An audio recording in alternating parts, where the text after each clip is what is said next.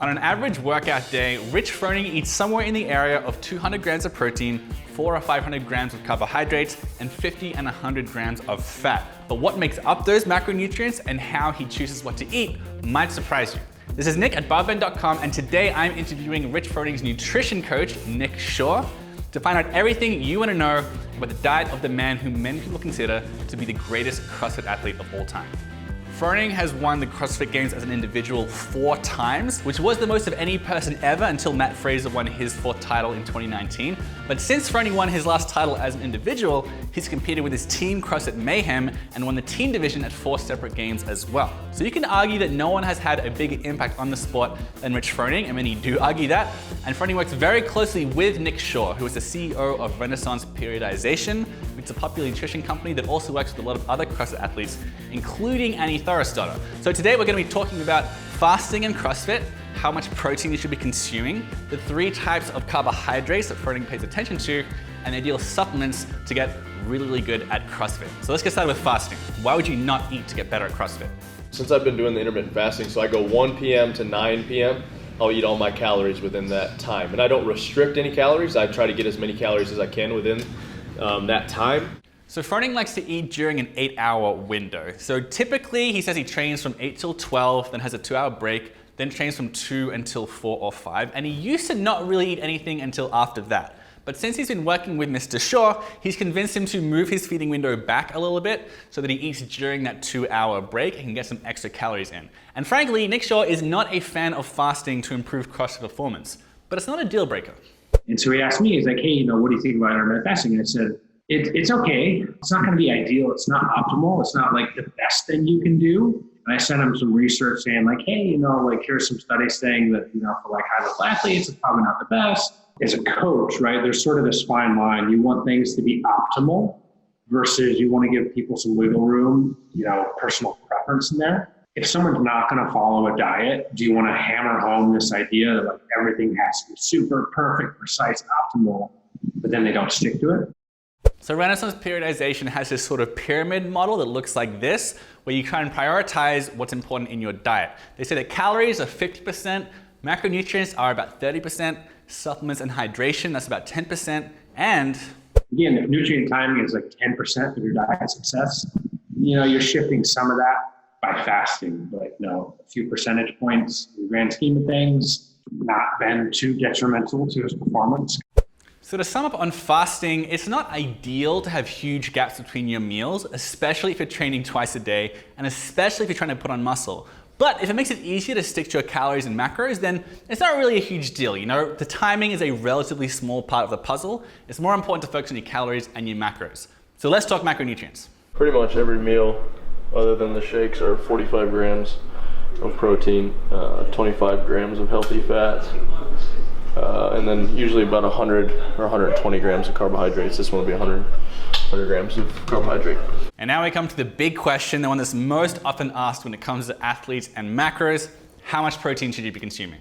Yeah, so we don't necessarily pay like too much attention to the ratios and percentages. It's mostly just like, for most people, about 1 gram per pound of protein is going to be a really good start. Again, you're going to have a little wiggle room either way on that. So around there is pretty good. So, for Rich, anywhere from 180 to 220 is going to be kind of in that range where sort of whatever macro number is sort of listed. If you assume that people have a little leeway, 5-10% either way, you're falling pretty good there, right? And the idea there is, I don't mean to kind of say that you don't need to be precise, but again, just with the way food labels are sort of inherently always a little up in the air as to how correct they are or, how precise people are measuring, So when it comes to fat, with a diet like Froning's, it tends to be a relatively small portion of calories. And that's just because he needs to make a lot of room in his calories for all the carbohydrates he needs to consume. A very broad rule of thumb is to limit fat around workouts because it slows digestion a bit. You want to get the carbohydrates to absorb relatively quickly to give you fuel for your workouts and to replenish your glycogen after a workout. And when you're working out several times a day, like Rich Froning, and you very rarely take rest days, there's just not a lot of room for fat there. But in general, because he's training so much, the idea, right, is to sort of limit fats around the workout window because they slow down everything. So again, for someone that's training for like 4 or 5 hours a day, I always like to picture like a bell curve, right? So usually that's where your carb intake is going to be highest is around training. And then you shift it 2 times a day. It doesn't really become a bell curve anymore. It's just kind of like just all high carbs. So that's why the fat's going to be a little bit lower. You know, if Rich ever took a rest day, which they're few and far between, you're going to see that fat intake come up and the carb intake is probably going to come down a bit because, you know, he's not doing as much. Now it's important to remember here, and I'm going to say this again later on, but you are almost certainly not Rich Froning. You probably do take rest days. You probably don't train several times a day. But we're talking about Rich Froning's elite diet here, and since he practically never takes rest days, he does have a relatively small amount of his calories coming from fat. So even though CrossFit is known for being home to a lot of paleo adherents, we eat on the higher fat side, Froning in particular, his fat intake is usually 50 grams, maybe up to 100 grams of fat per day. But I think the trend, especially in CrossFit, has been a little bit away from paleo and a bit more into like the whole macro concept. Because I think what people are starting to realize is it just literally takes so much time and energy to devote to training that it just kind of makes things a little bit harder if you're, you know, going paleo and limiting your food choices. You know, if you can't eat bread, you can't eat rice and, you know, different things like that, it just makes it harder because, you know, these athletes need a lot of carbohydrates because they're training for so long that it's just easier to have more options. Which brings us to carbohydrates. Now, Froning normally eats between 200 and 500 grams of carbohydrates per day, depending on his activity levels, which are normally very, very high. So normally he's eating close to 400 or 500 grams of carbohydrates, and they're normally centered around workouts. But what I found really interesting is that Shaw divides them into 3 different categories, and I haven't seen anything like this before. So 3 categories are healthy carbs, stuff like oatmeal, fruit, brown rice, whole wheat pasta. Then there's high GI carbs, like high glycemic index carbs. That's stuff like sugary cereal, fat-free frozen yogurt, that sort of thing. And then there's workout carbohydrates, which are liquid. So stuff like Powerade, fruit juice, and Kool Aid. So normally the healthy carbohydrates, those are anytime during the day except right around a workout. You'll have sugary cereal like the high GI carbs right after a workout. And the workout carbohydrates, those digest very, very quickly. There's no fiber to slow down their digestion. And you'll have them right before or during a workout. So again, while you're training, it's going to be a little bit more beneficial, a little bit more optimal to have liquids because they basically just get into your system. They don't cause as much stomach distress, basically. You know, imagine eating something during training and you're trying to, you know, go all out on a Metcon. You know, as crazy as they train, like it's tough, right? You don't really want to have too much in your stomach because who knows, you know, you might be the guy over there yakking at Rich's barn or something. So again, that's why the idea of the liquid carbs is a little bit more beneficial. And then the higher GI ones post-workout, you know, whatever it is, it could be fat-free Fig Newtons, it could be, you know, cereal. Just the idea is high GI carbs, get them in your system quicker, so you're ready to go for session number 2. Now, Rich Froning hasn't made a lot of videos exploring his own diet, but in his most popular one, he spends about half the video eating Chick-fil-A. And a lot of athletes saw that and thought, come on, fast food for the fittest man on earth. But Nick Shaw notes that, first of all, an athlete with Rich's training history and goals and body composition, it's not as big a deal to eat some fast food as it is for like a sedentary office worker who's trying to lose fat for the first time. But more importantly than that, the most essential part of any diet, including and especially Renaissance periodization, is sustainability. If someone gives you a diet and says there's absolutely no room ever for you to ever eat anything that might not be 100% healthy, that's gonna burn you out, you're gonna get really stressed out, and it's unlikely you're gonna be able to follow the diet long term. Here's Nick Shaw walking us through his priorities list. You know, again, he's hitting those top 2, and then based on the updated diet that I sent him that helps shift the meal times around a little bit, he's even hitting that. Calorie balance is 50%, macronutrients 30%, nutrient timing is 10%. Right there, you're at 90% of your diet success. So above that is food quality and supplements.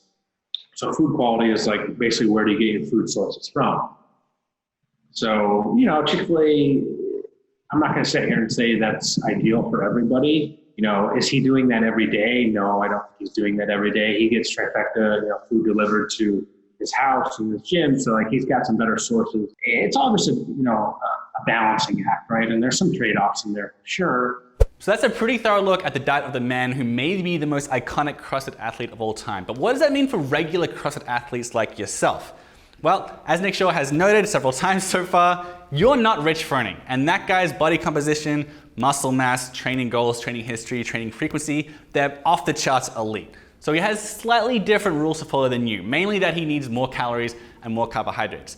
That said, one of the things that keeps coming up when Nick Shaw is coaching more regular CrossFit athletes is that the average person who tries to eat healthy normally still doesn't eat enough calories or carbohydrates. I think a couple main takeaways for the average CrossFit athlete is eating a little bit more, especially higher carbs around training, especially if performance in recovery or your sort of main focus. If you're just a typical CrossFitter that's just going, for an hour WOD, an hour class a couple times a week, the need to sort of supplement and eat a lot more around training, that need drops a little bit. So it just kind of depends on what level you are. And supplements-wise, Renaissance Periodization keeps things refreshingly simple in an industry where a lot of people recommend tons and tons of different supplements. There are just 5 they recommend for the average person and the elite athlete. Those are whey protein, casein protein, creatine, which has a really strong track record of improving power output, caffeine, same, and finally workout carbohydrates, like liquid carbohydrates, Kool Aid, Powerade, that sort of stuff. They actually can be very, very useful for giving you energy during your workouts and giving you some extra calories throughout the day. They also say it's a pretty good idea to have multivitamins and fish oil as well, unless you have an absolutely fantastic diet. But let's be honest, most of us don't. He closes with these remarks. So for someone to try to take 100% of what he's doing and apply it to their own lives might not be ideal. So, and again, I'm happy that we did this because I get this stuff in our Facebook group. So I'm like, Rich is doing this. Like, okay, well, are you Rich Froning? Like, are you training 4 or 5 hours a day, training twice a day? Are you spending an hour or two, recovering each day like he is? And everyone goes, oh, no, of course not. It's like, okay, well, maybe you don't emulate exactly what he does 100%. But again, when you know the principles in that priority chart, you can start to see how it all makes sense. And again, taking the main principles away is going to be a lot more important than copying someone's exact diet, 100%. So to sum up, you want to focus your higher carbohydrate and lower fat meals around your workouts. You want to have a rough general goal of 1 gram of protein per pound of body weight per day. You want to figure out how many calories you burn in a day so you actually hit that number, and supplement intelligently. I want to thank Nick Shaw for coming on the program today. I've got a full written article in the description below, and make sure you subscribe as well, because we've got a whole lot more nutrition content and training videos coming up.